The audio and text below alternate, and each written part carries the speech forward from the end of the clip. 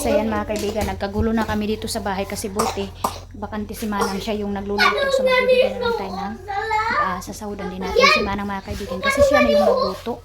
So ako yung tagapaghatid ng pagkain, ako na yung nagdadrive. So dito talaga mga kaibigan, kahit ikaw may-ari, trabaho ka din. Mabibinat ka din mga kaibigan kasi need mo talaga ng magtrabaho din mga kaibigan para din makalisles. Pero dabi talaga kapag kami talaga mga kaibigan yung magpatrabaho or mag-harvest ganun, need talaga namin alagaan talaga at ulit-ulit papakainin ng hindi naman gaano kanun kasarap mga kaibigan kasi importante maganda yung proseso sa luto ng mga pagkain. Kahit napakasimple lang, basta importante magustuhan nila yung lasa. So ngayon kasi late na yung oras, hindi na kami makaabot doon.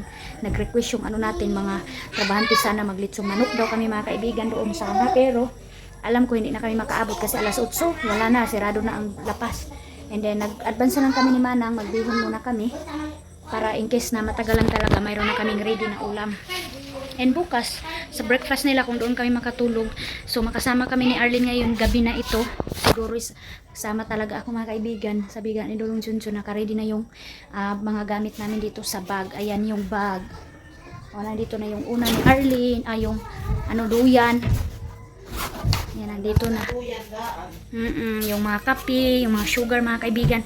Ang thermos na lang yung kulang. Wala talaga akong thermos. Bibili na naman tayo. Nangabuak ba ya? Ay, kasi nabasag yun ni King mga kaibigan. Ready na ako. Magre-ready kami dito para pagtapos nila doon, dadaanan na lang ako nila. Ayan mga kaibigan, nandito na si Manong. Kukuha siya ng kanin dito sa bahay. Kaluto na tayo ng nila pagkain in this evening. So gusto ko mag-update sana doon. Gusto ko sana ready na. Gusto ko sana sasama kaso inubo ang maldita tinitingnan nyo. Inubo. Galit na siya. Magsinamok o kaon. Gusto niya talaga mga kaibigan bubuli talaga ito. Giubo siya. Lagi kasi nalaglag sa sobrang kulit. Kahit hindi kaya akyatin. Yan na pinatulog ko na Di na lang siguro talaga ako update mga kaibigan, baka magising tapos iiyak.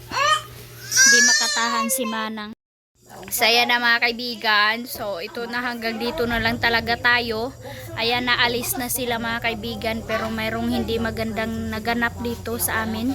Kumain na ako and sobrang sobrang kati mga kaibigan. Ito ang nangyari sa akin dahil sa pagtulong ko Ayan, nangati yung katawan na natin. Nagsisimula na yung kamandag ng kalabasa.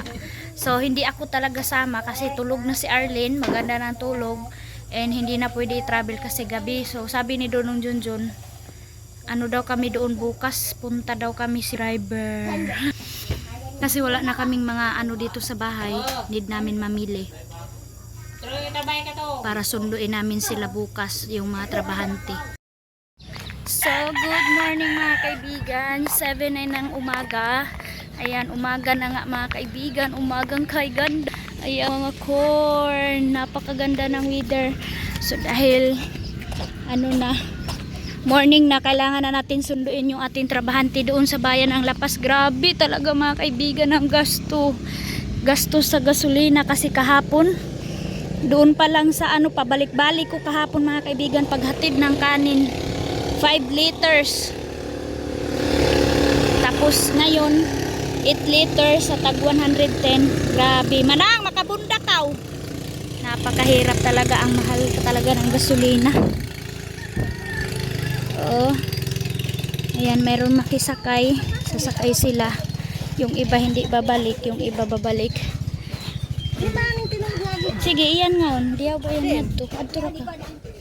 Bera-berahon lang. Bera-berahon lang tana. Manang, iduho na ining kuana mo, latayan-taya. Nani ra kaw agi?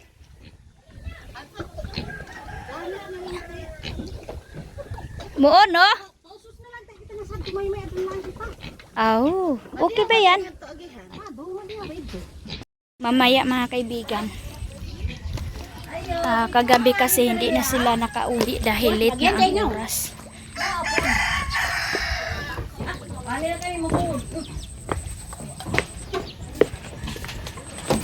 Gusto sana ng mga bata na mag-ano sila, magsama, kaso sabi ko hindi pa naman natin maanuhan mapirahan yun nak. Mag-travel na lang tayo ng tayo.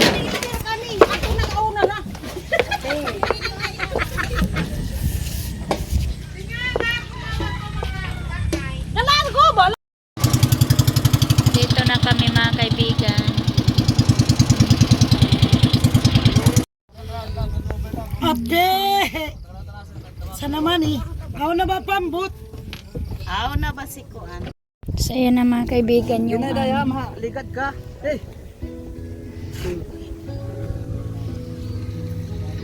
kagulo na dito mga kaibigan. Oh, grabe talaga ang mga kalabasa. Thank you Lord. Ito yung kay Sister Lalay, kay Brother Daloy. Dumating na mga kaibigan, kahit naiwan nandyan pa rin. So, time to diskarga. Basta daghan. Samot na kung yan isang nga ni Ulin.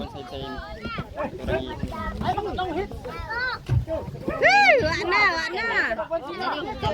Daliir. Sila kay magtakot na sila. Ana jud Kami magpupos guide kami pagpaminaw kay amo kayo. Ati manunjud. Ito na ka madam magkuhan listahan. Oh, kay ito rang huli amoy maano si Madam Mato itong huli. Itong last. Ito lang ang puno. Madam. Oo.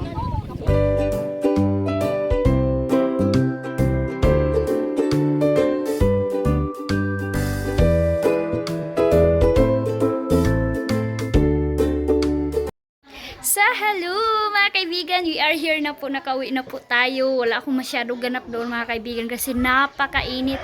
And si Arlene maliit, ayaw po talaga magpaawat doon mga kaibigan. And dito today is dahil na successful yung delivery natin doon sa Agpangon. So nabinta na natin mga kaibigan. Time to pasalamat sa ating mga trabahante.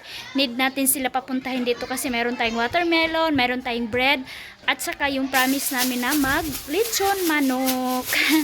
So ngayon parang snack lang mga kaibigan, pero meron tayong kanin. So, sila na bahala.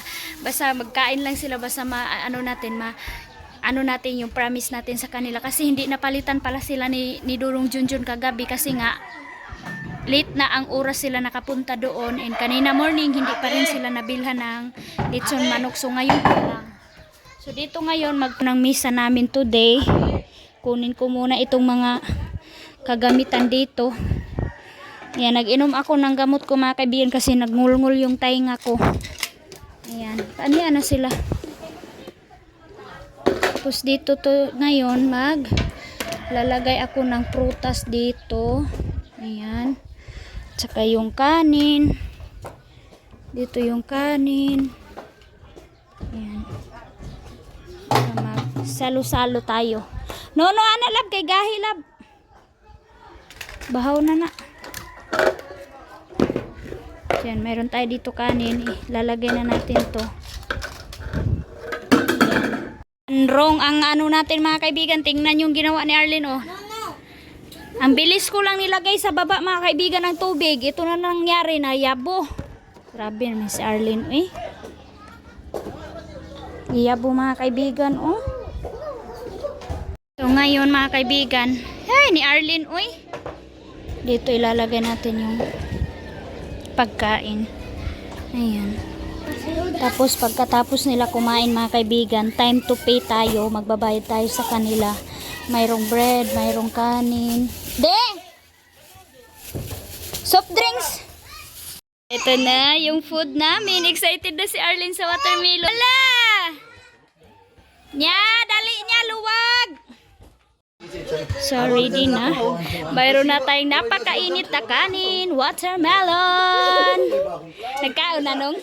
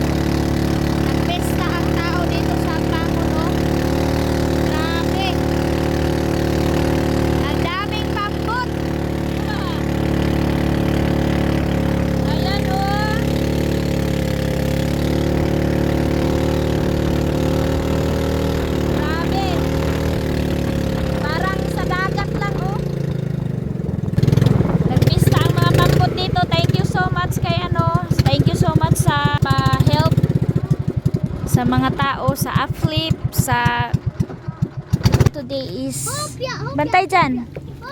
Today is ano siya mga kaibigan, makukuha yung tulong sa Agusan Mars. Yan ang daming bamboo, tagkagulo, ang bangon. Yan pa nga oh. Sa hello mga kaibigan, sobrang haggard po natin today. Ka naman yung way dito sa bayan ng La Paz. Grabe mga kaibigan. Grabe talaga ang init oh. Tingnan nyo naman, napaka blue ng kalangitan, and hindi pa namin nakasama si Rurong Junjun. So nag-cravings mga kaibigan. Tingnan nyo yung nasa taas ko oh. Ayan si Arlene. Hala, nagkat-kat na oh. Grabe talaga, ang hirap talaga mga kaibigan kapag mayroon talagang maliit, no? Oh, gusto na magtindera. No, day, kasapang ka ni kuya. Wala kuya, oh. Ayan, nagluto na siya. By one take one yung kinuha ko lang mga kaibigan. Ayan, 5.5 and then french fries, 69. Ganyan ang ano dito. Ayan, available lahat yan mga kaibigan. Ay, not available, oh. Ah. Ayan. Mga bata. So, kasama natin si Diri ra ka sana baba. Sit down. Na natanggal na to anal kwanal. Ayan si Ronald. Si Aileen, hi ate. Si King, nagbili sila ng bago nilang sandals. Ayan, kay King din Crocs. Si Ronald, yung ano, pang-uran lang yan mga kaibigan kasi na-short na ako kay Arlene. Ito yung kay Arlene. Sa susunod ko na naman bilan si Ronald ng pang-school niya. Mayroon pa namang sapatos doon. Yan si Arlene oh. Arlene. Shout out. Nag-ano talaga sila mga kaibigan. Sabi nila, ma, isama mo naman kami. Day off muna namin ma mag sa school. Banding muna. So yan. Tapos na nila and dito mayroong bakery malapit. Yan na. Mabango na. Arlene. Excited na si King.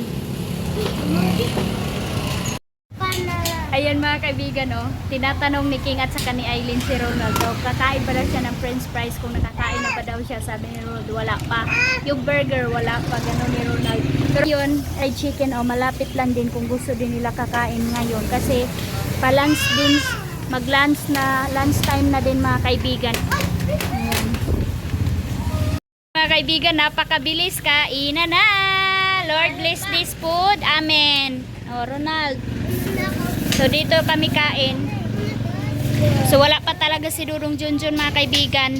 King, di na kasi mo bangko King. Baba. Tas tara hawaan ang kuan diha. Panapton. Ayan oh. Sige, ingkiti daw kung lami. Yummy. Kaya nga mga kaibigan, sige tayo magtrabaho kasi pag anong gusto ng mga kids, kahit napakasimple lang mga kaibigan, yan yung reward ko kanila sa kanilang pagsisikap sa pag-aaral. Aral kayo ha. Kasi pagkatapos nito, aral na naman sila. Thank you. Ayan, kain si Arlene. Napaka-yummy mga kaibigan, kahit napakamura, pero malasang malasa, masarap. Oh, diba? Ayan na si ate sa new hair niya. Pinakatingan ko muna mga kaibigan kasi hindi talaga si Aileen marunong mag hair ng kanyang hair. Ayan oh. Kaya ulan ko muna kasi tutubo pa naman yan kasi ko yung hair ni ate. Ayan oh. Talikod anak. Yan ang ganda pagkakating mga kaibigan oh. Lena. Ayan oh. Oh, Magana daw yung hair niya. Magpahaba na lang siya ng hair kapag dalaga na talaga siya. Pangalawang wala na talaga itong cellphone ko, pero nasa din talaga siya nakagayan. So sa pharmacy na iwan, buti sige mga kaibigan naka-upload sa akin. Hinanap niya yung cellphone niya, nandun na kami sa Agbangon. So itong bata na rescue din ako agad. Oh, thank you Lord. Sobrang kakaba mga kaibigan, second wala na to. Kanina kasi sobrang busy namin.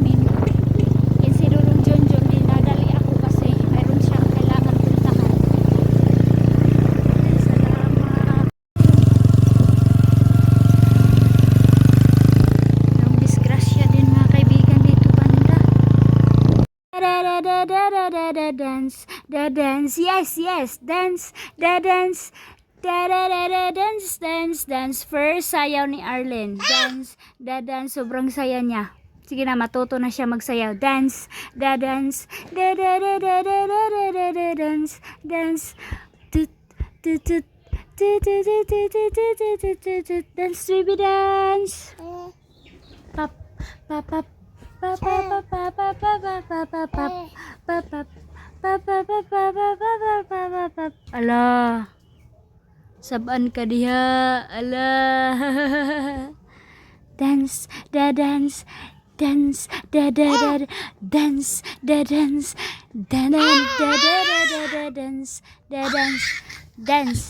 dance. So yan mga kaibigan, dahil nandito si Juban, nabili ako ng tinai at saka hotdog para kay King. Kasi nandito si Iman mga kaibigan, kaya ginala muna namin ni Dodong Junjun, nag-burger kami. Tapos binilhan ko na lang siya ng Magnum na ice cream, and then fried chicken, and binigyan ko siya ng pera. And nag-ukay-ukay siya mga kaibigan kasi paalis kami bukas, update ko na lang sa inyo. So ngayon, kuha niya nagbili ng fruit salad. Alam nyo ba mga kaibigan, sabi ni Dodong Junjun, iba daw talaga pag highway. So parang nagsisi na siya mga kaibigan na sana dito daw kami talaga nagpabahay kasi hindi ka talaga magugutom mga kaibigan dito kasi maraming makain-kain and then pera lang ang wala. Ayan na oh.